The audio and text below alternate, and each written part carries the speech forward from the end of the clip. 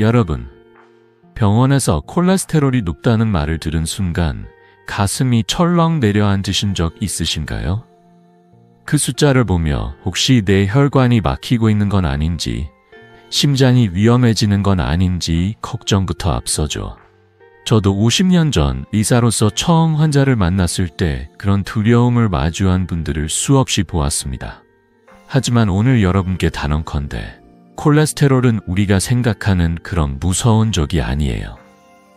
오히려 잘못된 정보와 공포 때문에 스스로 건강을 해치고 계신 분들이 많습니다. 저는 신경과 전문의로 50년 가까이 무려 2만 명 이상의 환자를 진료해온 이승호 85세입니다.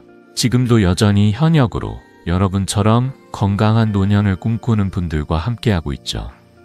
제 환자 중 72세 김영희 할머니의 이야기를 들려드릴게요. 할머니는 3년 전 병원에서 콜레스테롤 수치가 높다는 진단을 받으셨어요. 매일 손주들과 공원에서 뛰놀던 활기찬 삶이 갑자기 불안으로 가득 찼죠. 이러다 심장마비가 오는 건 아닐까라는 걱정에 인터넷에서 찾은 조언을 따라 기름진 음식을 모두 끊고 극단적인 식단을 시작하셨습니다. 하지만 결과는 어땠을까요? 피로는 더 심해지고 손주들과 놀 시간도 줄어들었어요. 할머니는 저를 찾아오셔서 이렇게 말씀하셨죠. 선생님, 이렇게 먹어도 왜 더 나빠지는 기분일까요? 저는 그 순간 할머니의 눈에 담긴 두려움, 희망을 동시에 보았습니다. 다행히 김영희 할머니는 제가 알려드린 간단한 방법들로 6개월 만에 놀라운 변화를 맞이하셨습니다. 약 없이도 혈관이 깨끗해지고 다시 손주들과 공원에서 웃으며 뛰놀 수 있게 되셨어요. 어떻게 가능했을까요? 오늘 저는 여러분이 콜레스테롤에 대해 잘못 알고 있는 오해를 풀고 과학적이면서도 누구나 쉽게 따라할 수 있는 혈관 건강 비결을 나눠드리려 합니다. 첫 번째, 콜레스테롤은 우리의 적이 아니라 몸을 지키는 필수 요소라는 사실을 알려드릴게요. 두 번째, 식습관과 생활습관만 바꿔도 혈관 건강을 되찾을 수 있다는 걸 보여드리겠습니다. 세 번째, 약에 대한 공포를 버리고 현명한 선택을 하는 방법을 공유할게요. 본격적으로 들어가기 전에 한 가지 여쭤볼게요. 여러분은 최근 혈관 건강을 위해 어떤 노력을 하셨나요? 혹시 인터넷에서 본 잘못된 정보에 흔들리고 계시진 않으신가요? 자, 이제 함께 진짜 과학적이고 따뜻한 해결책을 찾아볼까요? 이 영상을 끝까지 보신다면 여러분의 혈관 건강을 지키는 데 필요한 모든 비결을 손에 쥐실 겁니다. 준비되셨죠? 지금부터 시작합니다. 여러분, 콜레스테롤이라는 단어를 들으면 어떤 이미지가 떠오르시나요? 아마도 혈관을 꽉 막아버리는 기름 덩어리, 심장을 위협하는 무서운 존재로 생각하시는 분들이 많으실 거예요. 저도 의사로서 수십 년간 환자분들을 만나면서 콜레스테롤이라는 말만 나오면 두려움부터 느끼시는 모습을 자주 보았습니다. 하지만 오늘 여러분께 놀라운 사실을 알려드릴게요. 콜레스테롤은 우리가 생각하는 그런 무서운 적이 아니에요. 오히려 콜레스테롤이 없으면 우리 몸은 제대로 작동할 수 없답니다. 믿기 어려우시죠? 저는 50년 가까이 심경과 전문의로 2만 명이 넘는 환자를 진료하며 이 사실을 몸소 확인해 왔습니다. 제 환자 중 68세 박민수 할아버지의 이야기를 먼저 나눠볼게요. 박 할아버지는 병원에서 콜레스테롤 수치가 높다는 말을 듣고 큰 충격을 받으셨어요. 매일 아침 시장에서 손수장을 보고 손주들과 자전거를 타던 활기찬 분이셨죠. 그런데 그 말을 듣고 나서 할아버지는 기름진 음식을 모두 끊으셨어요. 고기, 계란, 심지어 생선까지 피하고 하루 종일 샐러드만 드시기 시작했죠. 하지만 몇 달 뒤 할아버지는 저를 찾아오셔서 이렇게 말씀하셨어요.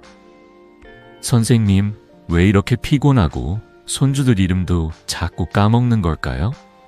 저는 그때 할아버지의 지친 눈빛을 잊을 수가 없어요. 콜레스테롤을 무조건 적으로 여긴 나머지 몸에 꼭 필요한 영양까지 놓치고 계셨던 거예요. 그렇다면 콜레스테롤은 대체 뭘까요? 콜레스테롤은 우리 몸에서 세포막을 만들고 호르몬을 생성하며 뇌 건강을 지키는 필수적인 성분이에요. 예를 들어 뇌의 신경세포가 제대로 작동하려면 콜레스테롤이 꼭 필요하죠. 하버드 의대 연구에 따르면 콜레스테롤은 뇌 기능을 유지하는 데 핵심 역할을 한다고 해요. 만약 콜레스테롤이 부족하면 기억력 저하나 피로 같은 문제가 생길 수 있어요. 박민수 할아버지가 겪으신 것도 바로 이 때문이었죠. 그러니 콜레스테롤을 무조건 나쁘다고 몰아세울 게 아니라 그 역할을 제대로 이해하는 게 중요합니다. 그럼 콜레스테롤은 우리 몸에서 어떻게 움직일까요? 콜레스테롤은 혈액 속에서 혼자 떠다닐 수 없어요. 그래서 LDL과 HDL이라는 운반차가 필요하죠. 비유하자면 LDL은 콜레스테롤을 세포로 배달하는 택배차예요. 반면 HDL은 남은 콜레스테롤을 간으로 되돌려 보내는 청소차 같은 역할을 합니다. 많은 분들이 LDL은 무조건 나쁘고 HDL은 무조건 좋다고 생각하시지만 사실은 둘 다 우리 몸에 꼭 필요한 팀원들이에요. 중요한 건 이 두 운반차가 균형을 이루며 잘 작동하는지예요. 서울대병원 연구에서도 LDL과 HDL의 균형이 혈관 건강의 핵심이라고 밝혔습니다. 만약 LDL이 너무 많아지면 혈관에 쌓일 수 있지만 그렇다고 LDL을 완전히 없애려 하면 몸이 필요한 영양을 못 받게 되죠. 제 또 다른 환자, 65세 이정희 할머니의 사례를 들어볼게요. 이 할머니는 콜레스테롤 수치가 높다는 말을 듣고 인터넷에서 찾은 극단적인 다이어트를 시작하셨어요. 기름진 음식은 물론 건강한 지방까지 피하시면서 하루 종일 귀리와 채소만 드셨죠. 하지만 3개월 뒤 할머니는 더 피곤해지셨고 심지어 무릎 통증까지 심해지셨어요. 저는 할머니께 이렇게 말씀드렸어요. 할머니, 콜레스테롤은 적이 아니라 우리 몸의 소중한 친구예요. 문제는 균형이에요. 그래서 저는 할머니께 건강한 지방, 예를 들어 고등어나 아몬드를 적당히 드시라고 권했어요. 6개월 뒤 할머니의 LDL 수치는 안정됐고 무릎 통증도 줄어들었어요. 무엇보다 다시 손주들과 함께 시장을 다니며 웃으시는 모습이 돌아오셨죠. 이 이야기를 통해 여러분께 드리고 싶은 메시지는 간단해요.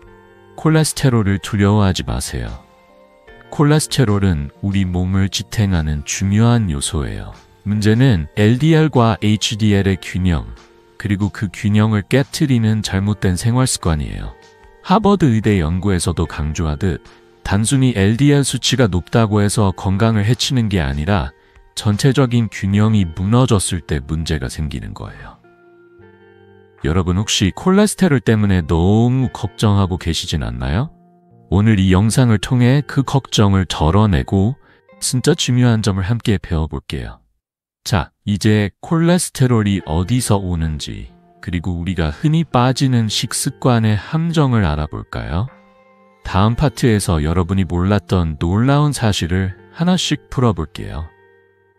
여러분의 식탁에서 어떤 음식이 콜레스테롤을 높이고 있을지 지금부터 함께 확인해 봅시다. 여러분, 혹시 콜레스테롤이 어디서 오는지 생각해 보신 적 있으신가요? 병원에서 콜레스테롤 수치가 높다는 말을 들으면 많은 분들이 제일 먼저 고기나 기름진 음식을 떠올리시죠. 저도 50년간 신경과 전문의로 일하면서 환자분들이 고기를 끊어야 하나요? 라고 물으시는 모습을 수없이 보았습니다. 하지만 놀라운 사실을 알려드릴게요. 우리가 먹는 음식에서 오는 콜레스테롤은 고작 20%에 불과해요. 나머지 80%는 놀랍게도 우리 간이 탄수화물과 당으로부터 만들어냅니다. 그렇습니다. 여러분이 매일 드시는 밥이나 빵이 혈관 건강에 더 큰 영향을 줄 수 있다는 거예요. 믿기 어려우시죠? 제 환자 중 70세 이육순 할머니의 이야기를 들려드릴게요. 이육순 할머니는 콜레스테롤 수치가 높다는 진단을 받고 고기를 완전히 끊으셨어요. 삼겹살은 물론 생선까지 피하고 매일빵, 식빵 그리고 라면으로 끼니를 때우셨죠. 할머니는 이렇게 말씀하셨어요. 선생님, 고기를 안 먹는데 왜 콜레스테롤이 더 높아졌을까요? 이렇게 힘들게 식단을 바꿨는데. 그때 할머니의 목소리에는 당혹감과 좌절이 묻어 있었어요. 저는 할머니께 조심스럽게 물었죠. 할머니, 혹시 흰쌀밥이나 빵을 많이 드시나요? 할머니는 고개를 끄덕이시며 그건 건강에 괜찮은 줄 알았어요 라고 하셨어요. 여기서 중요한 사실을 알려드릴게요. 흰쌀, 식빵, 라면 같은 정제 탄수화물은 간에서 콜레스테롤 생성을 촉진해요. 특히 설탕이 많은 음식은 LDL, 그러니까 이른바 나쁜 콜레스테롤을 10-15%까지 높일 수 있다고 서울대병원 연구에서 밝혔습니다. 한국인의 식탁을 보면 쌀밥과 국수, 빵이 주를 이루죠. 심지어 마른 체형이신 분들도 이런 식습관 때문에 내장 지방이 쌓일 수 있어요. 내장 지방은 겉으로 보이지 않지만 혈관 건강을 조용히 위협하는 주범이에요. 저는 이육순 할머니께 이렇게 말씀드렸어요. 할머니, 고기를 끊는 것보다 밥을 바꾸는 게 더 중요할 수 있어요. 그렇다면 어떤 식습관이 혈관 건강을 지킬까요? 제가 추천하는 건 간단해요. 첫째, 정제 탄수화물을 줄이세요. 흰쌀밥 대신 현미나 잡곡밥을, 식빵 대신 통밀빵을 드셔보세요. 둘째, 건강한 지방을 챙기세요. 고등어, 정어리 같은 생선이나 아몬드, 올리브유는 혈관 건강에 큰 도움을 줍니다. 미국 심장학회 연구에 따르면 오메가3가 풍부한 생선을 주 2회 먹으면 LDL 수치가 10% 이상 줄어들 수 있다고 해요. 이육순 할머니는 제 조언을 듣고 밥을 잡곡으로 바꾸고 매주 고등어를 2번 드셨어요.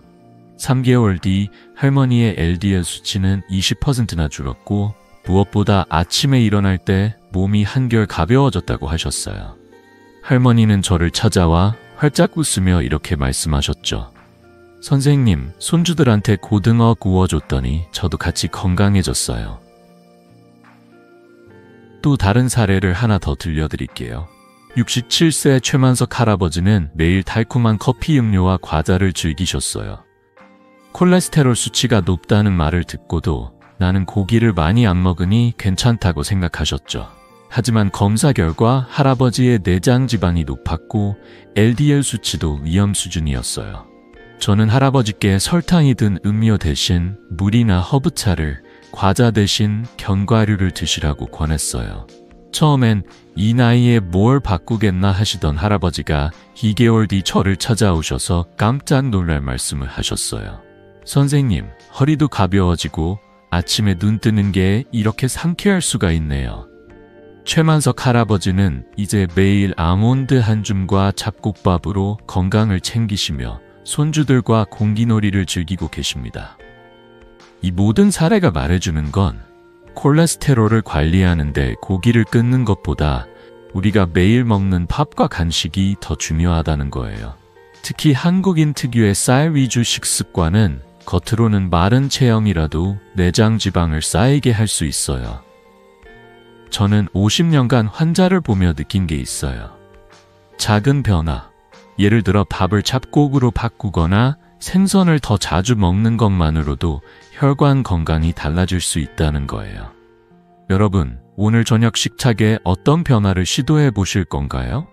혹시 흰쌀밥이나 달달한 간식을 너무 자주 드시고 계시진 않나요? 자, 이제 콜레스테롤을 관리하려면 병원 검사 결과도 제대로 이해해야겠죠? 다음 파트에서는 혈중 지질 검사를 어떻게 읽고 어떤 숫자에 집중해야 하는지 자세히 알려드릴게요. 여러분의 최근 검사 결과는 어땠나요? 댓글로 공유해 주시면 다음 파트에서 더 구체적인 도움을 드릴게요. 여러분, 병원에서 콜레스테롤 수치가 높다는 말을 들으면 어떤 생각이 드시나요? 바로 위험하다는 두려움이 앞서시죠. 저도 50년 넘게 신경과 전문의로 일하면서 환자분들이 검사 결과지를 손에 쥐고 걱정 어린 눈빛으로 저를 찾아오시는 모습을 수없이 보았습니다. 하지만 오늘 여러분께 꼭 말씀드리고 싶어요. 콜레스테롤 수치가 높다고 해서 모두가 위험한 건 아니에요. 중요한 건 숫자 자체보다 그 숫자가 내 몸에서 어떤 의미를 갖는지, 그리고 내 건강 상태와 어떻게 연결되는지 이해하는 거예요. 자, 오늘은 콜레스테롤의 위험도를 어떻게 분류하는지, 그리고 어떤 점에 주목해야 하는지 따뜻하게 풀어볼게요. 제 환자 중 80세의 윤상철 할아버지의 이야기를 먼저 들려드릴게요. 윤 할아버지는 유전적으로 콜레스테롤 수치가 높으셨어요. LDL 수치가 170mg/dl로 나왔을 때 병원에서 약을 먹어야 한다는 말을 들으셨죠. 하지만 할아버지는 저를 찾아오셔서 이렇게 말씀하셨어요. 선생님, 저는 평생 건강하게 살아왔는데 이 나이에 약을 먹어야 하나요? 저는 할아버지의 혈관 상태를 확인하기 위해 CT 검사를 권했어요. 결과는 놀라웠습니다. 할아버지의 혈관은 80세라는 나이가 믿기지 않을 만큼 깨끗했어요. 윤 할아버지는 매일 아침 공원을 산책하시고 채소와 생선 위주의 식사를 꾸준히 해오셨거든요. 그래서 저는 이렇게 말씀드렸죠. 할아버지, 건강한 분들은 LDL이 160mg/dl 이하라면 충분히 안전해요. 약 없이도 생활 습관으로 잘 관리하신 거예요. 그 말을 듣고 할아버지는 안도하시며 활짝 웃으셨어요. 그럼 제가 매일 걷던 게 헛되지 않았네요. 하지만 모든 분들이 윤 할아버지처럼 운이 좋은 건 아니에요. 심혈관 질환이나 당뇨가 있는 분들은 이야기가 달라집니다. 제 또 다른 환자, 65세 정미경 할머니의 사례를 들어볼게요. 정 할머니는 몇 년 전 심장 스텐트 시술을 받으신 분이었어요. 그런데 LDL 수치가 120mg/dl로 나왔을 때 할머니는 이 정도면 괜찮지 않나요? 라고 물으셨어요. 하지만 심장병이 있는 분들에게는 LDL 120mg/dl도 위험할 수 있어요. 미국 심장학회 연구에 따르면 심혈관 질환자는 LDL을 100mg/dl 이하, 가능하면 70mg/dl 이하로 낮추면 재발 위험이 30%나 줄어든다고 해요. 저는 정 할머니께 약물과 함께 식습관을 조금 바꾸시라고 권했어요. 6개월 뒤 할머니의 LDL은 80mg/dl로 떨어졌고 무엇보다 손주들과 함께 시장에 다니며 장을 볼 때 숨이 차지 않으셨다고 하셨어요. 할머니는 저를 보며 이렇게 말씀하셨어요. 선생님, 이젠 손주들 손잡고 걸어도 힘이 나요. 이 두 사례에서 알 수 있듯 콜레스테롤의 위험도는 사람마다 달라요. 건강한 분들은 LDL 160mg/dl 이하를 유지하면 충분하지만 심혈관 질환이나 당뇨가 있다면 70mg/dl 이하를 목표로 해야 해요. 중요한 건 혈관 손상 여부예요. 콜레스테롤 수치가 높아도 혈관이 깨끗하다면 큰 걱정을 안 하셔도 되지만 혈관에 이미 손상이 있다면 적극적인 관리가 필요하죠. 저는 환자분들께 종종 CT나 초음파로 혈관 상태를 확인해 보시라고 권해요. 서울대병원 연구에서도 혈관 손상 여부를 확인하는 게 콜레스테롤 관리의 첫걸음이라고 나와 있죠. 또 한 가지, 가족력을 살펴보는 것도 중요해요. 72세 이영자 할머니는 어머니와 오빠가 모두 심장병을 앓으셨던 터라 본인의 콜레스테롤 수치가 150mg/dl로 나왔을 때 걱정이 많으셨어요. 저는 할머니께 가족력이 있다면 더 꼼꼼히 관리해야 한다고 말씀드렸죠. 그래서 매일 30분 걷기와 잡곡밥 위주의 식사를 권했어요. 3개월 뒤 할머니의 LDL은 90mg/dl로 낮아졌고 무엇보다 마음의 짐이 덜어지셨다고 하셨어요. 선생님, 이젠 병원 가는 게 무섭지 않아요 라며 웃으시는 모습이 아직도 기억에 남아요. 여러분, 혹시 가족 중에 콜레스테롤이 높으신 분 계신가요? 아니면 본인의 혈관 건강이 어떤지 확인해 보신 적 있으신가요? 검사 결과가 두렵게 느껴지신다면 걱정하지 마세요. 숫자는 우리 몸의 신호일 뿐, 그 신호를 잘 읽고 관리하면 충분히 건강을 지킬 수 있답니다. 자, 이제 다음 파트로 넘어가서 LDL 목표 수치를 구체적으로 어떻게 설정해야 하는지, 그리고 내 몸에 맞는 관리법은 무엇인지 더 깊이 알아볼까요? 여러분의 혈관 건강을 위한 다음 단서를 함께 찾아봅시다. 댓글로 여러분의 최근 검사 경험을 공유해주세요. 여러분, 혈중지질 검사 결과지를 보시면서 내 LDL 목표는 도대체 얼마여야 하는 걸까? 라는 고민 한 번쯤 해보셨죠? 저는 50년 넘게 신경과 전문의로 일하며 환자분들이 숫자 하나에 너무 많은 걱정을 짊어지는 모습을 자주 보았습니다. 하지만 오늘 여러분께 꼭 말씀드리고 싶어요. LDL 목표는 사람마다 다르고 내 몸 상태에 맞는 목표를 아는 게 중요해요. 건강한 분이라면 160mg THC 이하로 유지하면 충분하지만 심혈관 질환이나 당뇨가 있다면 70mg THC 이하를 목표로 해야 해요. 이 숫자들이 어렵게 들리신다면 걱정하지 마세요. 제가 따뜻하게 하나씩 풀어볼게요. 그리고 간단한 생활 습관 변화로도 이 목표에 다가갈 수 있다는 걸 보여드릴게요. 제 환자 중 77세 김상호 할아버지의 이야기를 들려드릴게요. 김 할아버지는 당뇨를 10년 넘게 관리해 오신 분이었어요.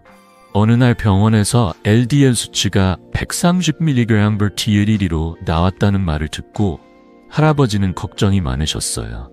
선생님, 당뇨 때문에 이미 약을 먹고 있는데 콜레스테롤까지 높으면 큰일 아닌가요?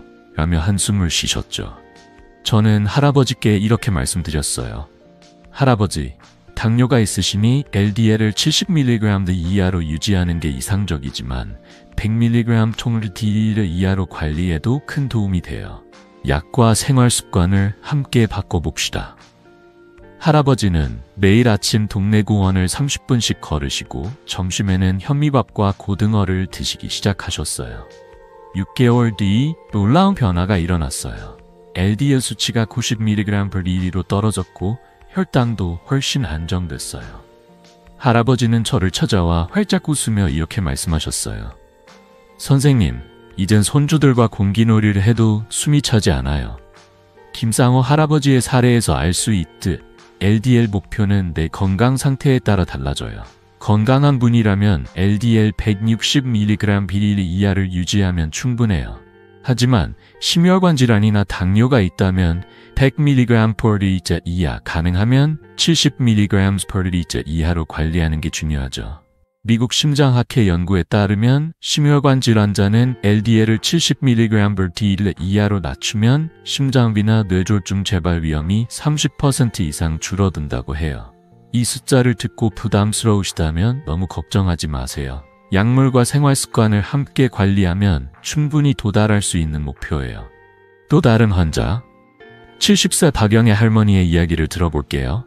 박 할머니는 심장 스텐트 시술을 받은 후 LDL 수치가 110mg/dl로 나왔어요.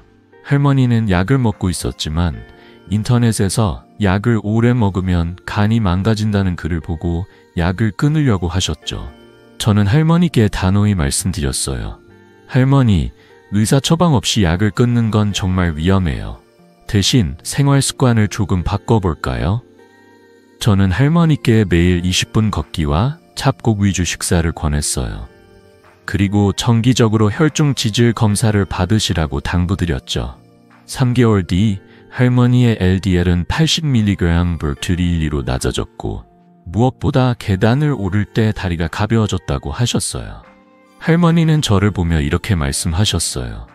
선생님, 약도 먹고 걷기도 하니까 마음이 훨씬 편해졌어요. 손주들 결혼식도 걱정 없이 갈 수 있을 것 같아요. 제가 2만 명 넘는 환자를 진료하며 느낀 건 LDL 목표를 달성하는데 거창한 변화는 필요 없다는 거예요. 매일 30분 걷기, 흰쌀밥 대신 잡곡밥, 그리고 고등어나 정어리 같은 생선을 주 2, 3회 드시는 것만으로도 큰 차이를 만들 수 있어요. 그리고 중요한 건 약을 먹고 계신 분들은 절대 혼자서 약을 끊지 마셔야 해요. 약물과 생활 습관은 한 팀처럼 함께 움직여야 효과를 볼 수 있죠. 서울대병원 연구에서도 약물과 생활 습관을 병행한 환자들이 LDL 목표를 더 잘 달성했다고 나와 있어요. 여러분 혹시 최근 LDL 수치를 확인해 보셨나요? 내 목표는 160mg인지 70mg/dl인지 궁금하시죠? 아니면 약을 먹고 계신 분들 중 이 약 정말 계속 먹어야 하나? 라는 생각을 하신 적 있으신가요? 댓글로 여러분의 이야기를 공유해 주세요. 저희가 함께 고민해 볼게요.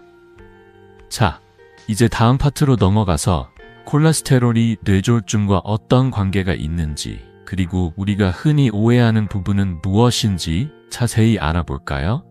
혈관 건강을 지키는 또 한 걸음, 지금 함께 내디뎌 봅시다. 여러분, 콜레스테롤이 높으면 뇌졸중이 온다는 말을 들어보신 적 있으신가요? 이 말만 들으면 콜레스테롤이 정말 무서운 존재처럼 느껴지죠. 저는 50년 넘게 신경과 전문의로 일하면서 환자분들이 뇌졸중에 대한 두려움 때문에 밤을 못 이루는 모습을 많이 보았습니다. 하지만 오늘 여러분께 중요한 사실을 알려드릴게요. 콜레스테롤과 뇌졸중의 관계는 우리가 생각하는 것만큼 단순하지 않아요. 특히 많은 분들이 콜레스테롤이 출혈성 뇌졸중을 일으킨다고 오해하시지만 사실은 다릅니다. 자, 오늘은 콜레스테롤이 뇌졸중, 특히 허혈성 뇌졸중과 어떤 관련이 있는지 따뜻하게 풀어볼게요. 그리고 이 두려움을 줄이는 간단한 방법도 함께 나눠드릴게요. 제 환자 중 73세 이현숙 할머니의 이야기를 먼저 들려드릴게요. 이현숙 할머니는 몇 년 전 갑작스럽게 뇌경색, 즉 허혈성 뇌졸중을 겪으셨어요. 그때 검사 결과 할머니의 LDL 수치가 180mg/D로 높게 나왔죠. 할머니는 저를 찾아오셔서 떨리는 목소리로 이렇게 말씀하셨어요. 선생님, 다시 이런 일이 생기면 어쩌죠? 손주들 결혼식도 못 보고. 그 말에 저도 가슴이 아팠어요. 뇌졸중은 정말 무서운 병이지만 다행히도 올바른 관리로 충분히 예방할 수 있답니다. 이현숙 할머니는 약물 치료와 함께 식습관을 바꾸셨어요. 흰쌀밥을 잡곡으로 바꾸고 매주 고등어와 정어리를 드시기 시작했죠. 6개월 뒤 할머니의 LDL 수치는 80mg/D로 낮아졌고 무엇보다 재발 없이 손주들과 공원에서 산책하며 웃음을 되찾으셨어요. 할머니는 저를 보며 이렇게 말씀하셨어요. 선생님, 이젠 손주들이랑 같이 뛰어도 괜찮아요. 그렇다면 콜레스테롤은 뇌졸중과 어떻게 연결되는 걸까요? 높은 LDL은 혈관에 기름진 플라크를 쌓이게 해요. 이 플라크가 혈관을 좁히거나 막으면 뇌로 가는 혈류가 차단되면서 허혈성 뇌졸중, 즉 뇌경색이 발생할 수 있죠. 전체 뇌졸중의 74-80%가 바로 이 허혈성 뇌졸중이에요. 하버드 의대 연구에 따르면 LDL 수치를 10% 낮추면 뇌경색 위험이 15% 줄어든다고 해요. 이건 단순한 숫자가 아니에요. 이현숙 할머니처럼 작은 변화로도 건강한 삶을 되찾을 수 있다는 희망의 증거죠. 하지만 여기서 중요한 점은 콜레스테롤이 출혈성 뇌졸중과는 직접적인 관련이 적다는 거예요. 출혈성 뇌졸중은 주로 고혈압이나 과음 같은 다른 요인과 연결되죠. 또 다른 환자, 68세 최영철 할아버지의 사례를 들어볼게요. 최 할아버지는 LDL 수치가 160mg/D로 나왔지만 평소 혈압도 높으셨고 술을 자주 드셨어요. 할아버지는 콜레스테롤만 신경 쓰면 되지 않나요? 라고 물으셨죠. 저는 이렇게 말씀드렸어요. 할아버지, 콜레스테롤도 중요하지만 혈압과 술도 함께 관리해야 뇌졸중을 막을 수 있어요. 할아버지는 술을 줄이고 매일 20분 걷기를 시작하셨어요. 그리고 올리브유와 견과류를 간식으로 드시기 시작했죠. 3개월 뒤 LDL 수치가 100mg/D로 낮아졌고 혈압도 안정됐어요. 할아버지는 저를 찾아와 웃으며 말씀하셨어요. 선생님, 이젠 저녁에 술 대신 차를 마시니까 잠도 잘 와요. 제가 2만 명 넘는 환자를 진료하며 깨달은 건 콜레스테롤 관리만으로 뇌졸중 위험을 크게 줄일 수 있다는 거예요. 특히 허혈성 뇌졸중은 LDL을 낮추는 것만으로도 예방 효과를 볼 수 있죠. 하지만 혈압이나 생활 습관도 함께 신경 써야 한다는 점 잊지 마세요.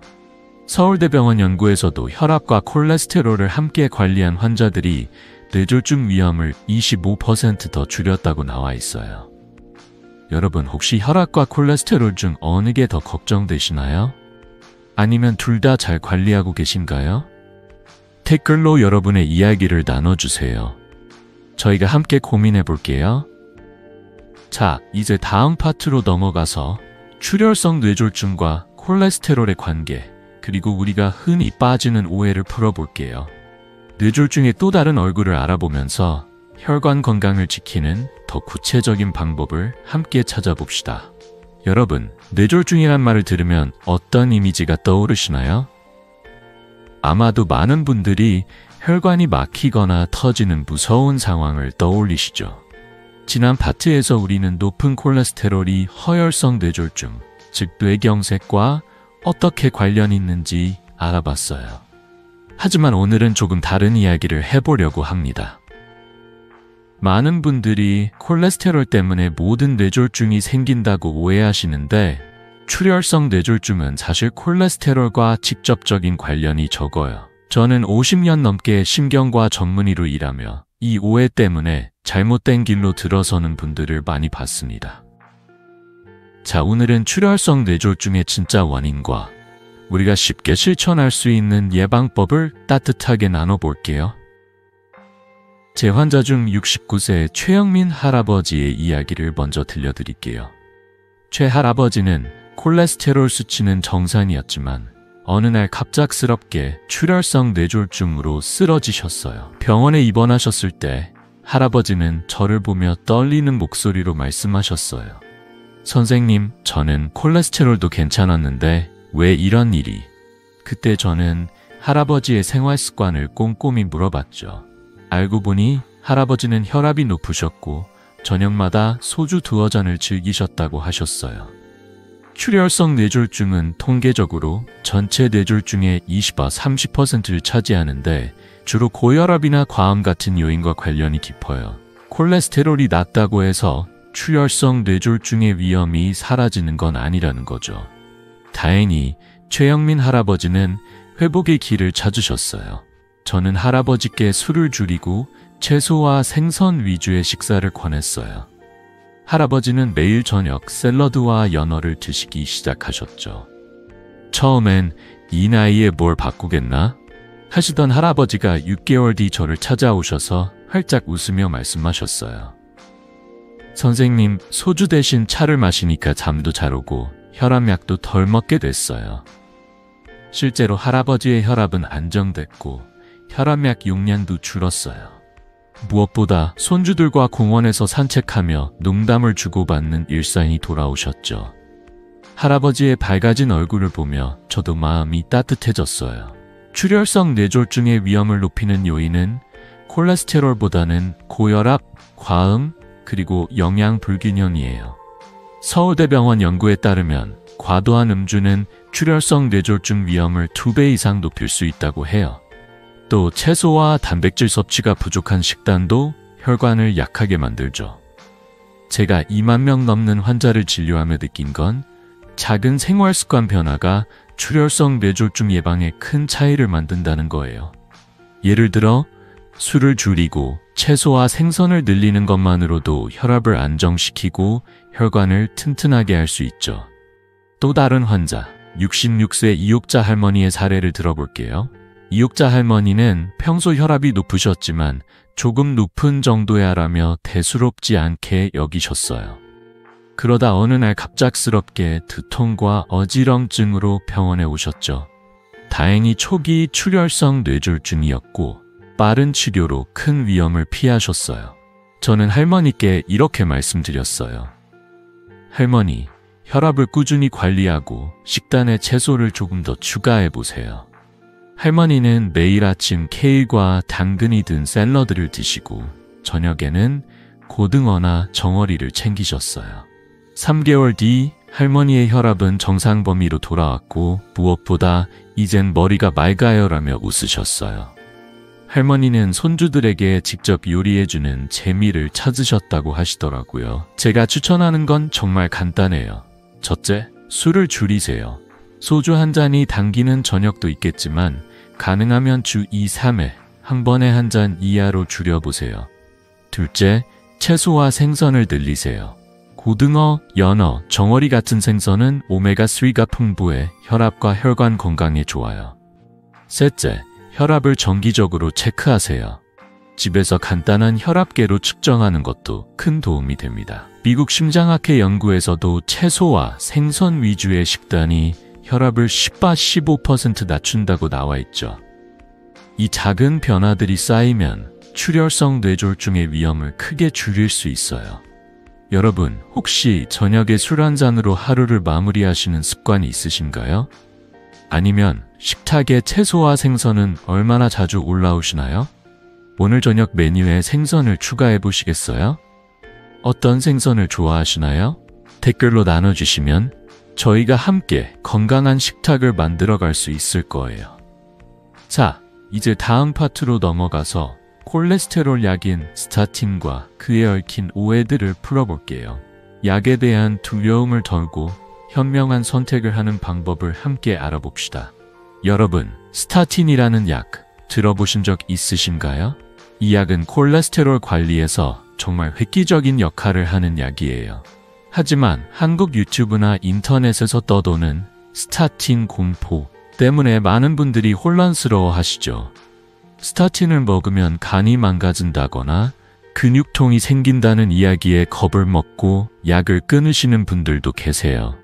저는 50년 넘게 신경과 전문의로 2만 명이 넘는 환자를 진료하며 스타틴이 얼마나 많은 분들의 혈관 건강을 지켰는지 직접 보았습니다.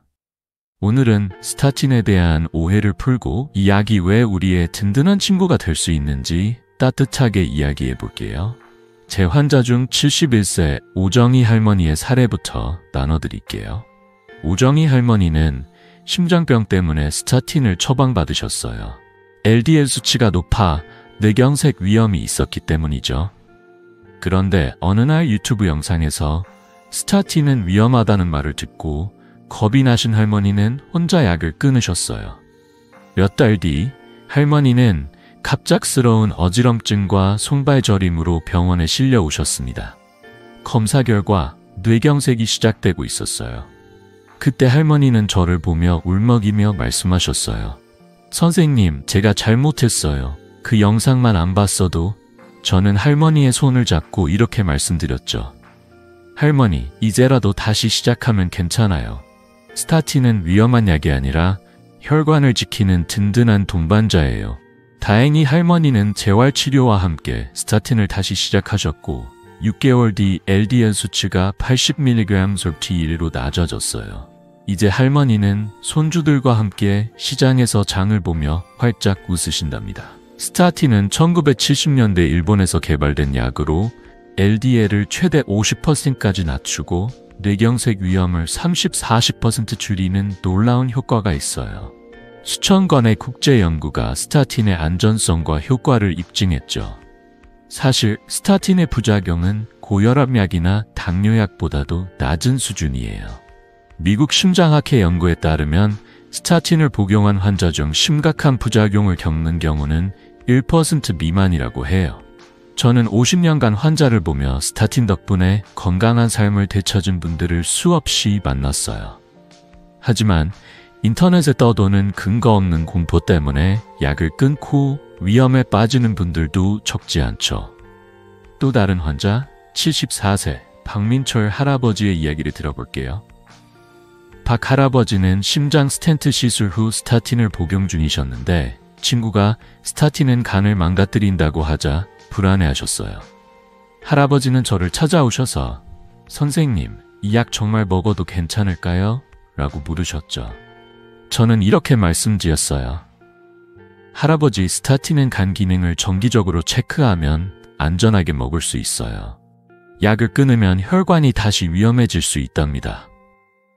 저는 할아버지께 6개월마다 간 기능 검사를 받으시라고 권했고 식습관도 함께 점검했어요. 할아버지는 잡곡밥과 생선을 늘리고 매일 20분 산책을 시작하셨어요. 1년 뒤 할아버지의 LDL은 70mg/D로 안정됐고 간 기능도 정상이었어요. 할아버지는 저를 보며 웃으며 말씀하셨어요. 선생님, 이젠 친구 말보다 선생님 말을 들을 걸 그랬어요. 제가 여러분께 꼭 당부드리고 싶은 건 약에 대한 결정을 혼자 내리지 말라는 거예요. 스타틴은 뇌경색이나 심장마비 위험을 크게 줄여주는 강력한 도구지만 의사와 상의 없이 끊거나 시작하면 위험할 수 있어요. 서울대병원 연구에서도 스타틴을 꾸준히 복용한 환자들이 뇌경색 재발 위험을 35% 줄였다고 나와 있죠. 만약 부작용이 걱정되신다면 의사와 함께 간 기능이나 근육 상태를 체크하며 관리하면 충분히 안전하답니다. 스타틴은 우리의 혈관을 지키는 든든한 친구예요. 인터넷에 떠도는 무서운 이야기들 때문에 이 친구를 멀리하지 마세요. 여러분, 혹시 스타틴에 대해 어떤 오해를 들어보신 적 있으신가요? 아니면 약을 먹고 계시면서 걱정되는 점이 있으신가요? 댓글로 여러분의 이야기를 나눠주세요. 저희가 함께 그 걱정을 풀어볼게요. 자, 이제 다음 파트로 넘어가서 약뿐만 아니라 생활 습관으로 혈관 건강을 지키는 구체적인 방법을 알아볼까요? 누구나 쉽게 따라할 수 있는 간단한 비결들. 지금 함께 시작해봅시다. 여러분, 지금까지 콜레스테롤에 대한 오해를 풀고 혈관 건강을 지키는 방법을 하나씩 알아봤어요. 하지만 진짜 중요한 건 이 모든 지식을 내 삶에 어떻게 적용하느냐예요. 약이 큰 도움을 줄 수 있지만 혈관 건강은 약만으로 지킬 수 없어요. 저는 50년 넘게 신경과 전문의로 일하며 생활 습관의 작은 변화가 혈관 건강에 얼마나 큰 차이를 만드는지 수없이 확인했어요. 오늘은 누구나 쉽게 따라할 수 있는 생활 습관 비결을 나눠드릴게요. 이 방법들은 거창하지 않아요. 여러분의 일상에서 5분, 10분만 투자하면 혈관이 깨끗해지고 몸이 가벼워지는 걸 느낄 수 있을 거예요. 자, 함께 시작해볼까요? 제 환자 중 66세 한미영 할머니의 이야기를 먼저 들려드릴게요. 한미영 할머니는 LDL 수치가 170mg/dl로 높게 나와 걱정이 많으셨어요.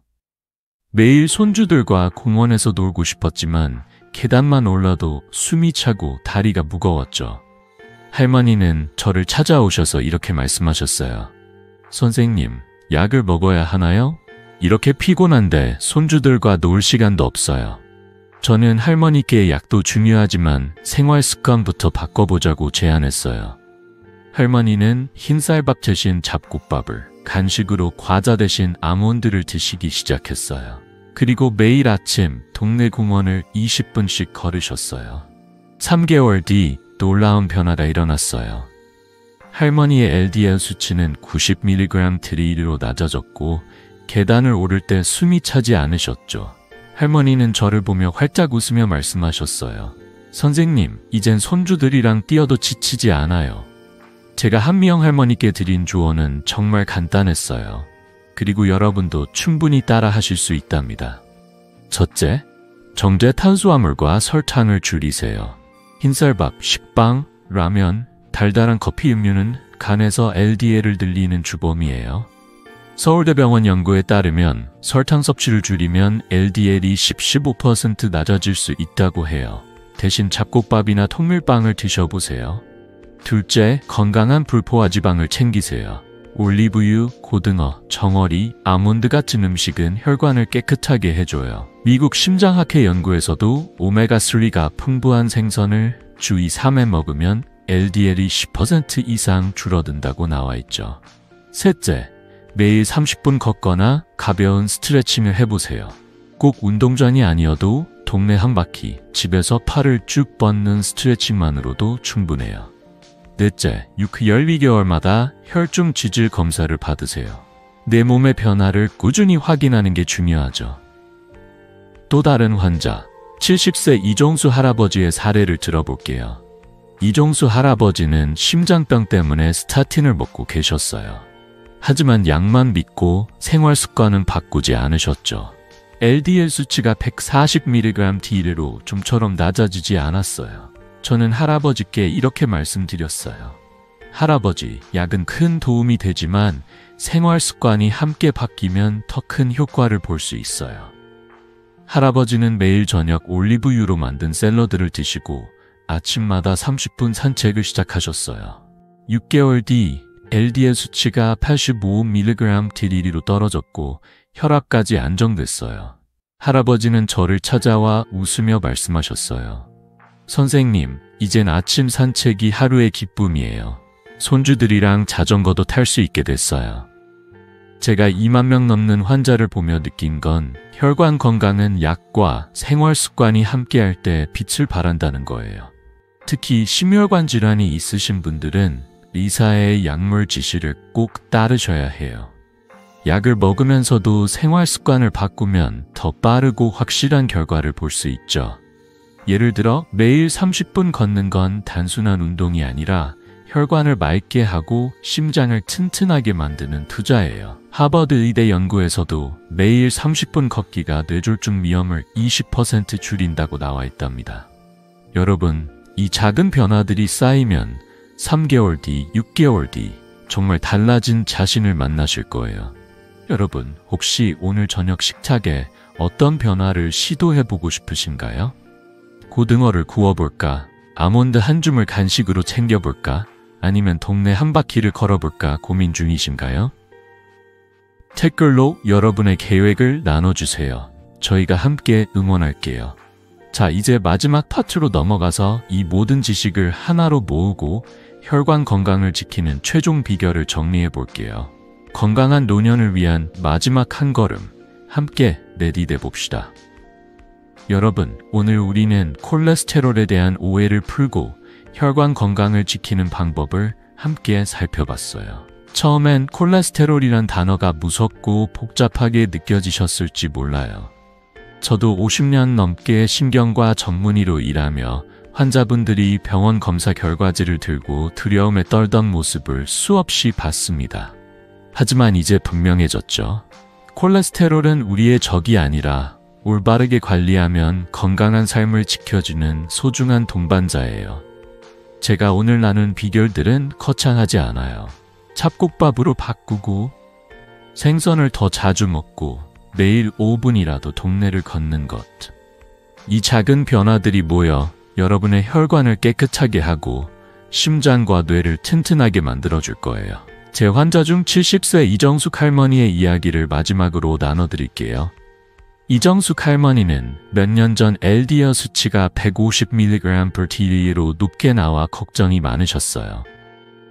손주들과 공원에서 뛰어놀고 싶었지만 자꾸 숨이 차고 다리가 무거웠죠. 할머니는 저러 오셔서 선생님, 이 나이에 뭘 바꿀 수 있겠어요? 라며 한숨을 쉬셨어요. 저는 할머니께 이렇게 말씀드렸죠. 할머니, 하루 5분만 걸어보세요.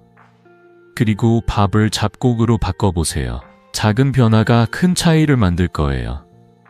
할머니는 반신반의하며 시작하셨지만 3개월 뒤 LDL 수치가 80mg/dl로 낮아졌어요. 무엇보다 손주들과 공원에서 공기놀이를 하며 웃는 시간이 늘었죠.